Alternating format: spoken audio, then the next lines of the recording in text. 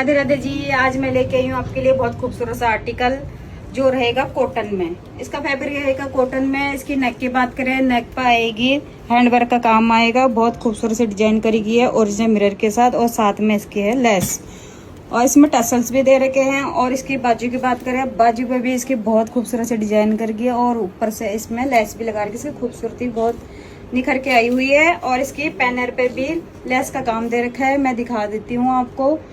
और इसकी बॉटम आएगी लूज प्लाजो में, लूज प्लाजो में इसकी बॉटम आएगी। और इसके दुपट्टे की बात करें, दुपट्टा रहेगा इसके मल कॉटन में, फुल लेंथ के साथ दुपट्टा आएगा। और इसके चारों तरफ दे रखी है टसल्स, और छोटे छोटे बुटियां भी दे रखी है दुपट्टे में। आप मेरा लुक देख सकते हो, बहुत ब्यूटीफुल सा आर्टिकल है। अगर आपको हमारा आर्टिकल पसंद आता है तो हमारी स्क्रीन पर नंबर दे रखी है, आप स्क्रीनशॉट लेके आप बुकिंग कर सकते हो। अगर विजिट करना हो तो विजिट करने के लिए कहाँ आना पड़ेगा, style gallery, Krishna colony, Bhiwani. Thank you.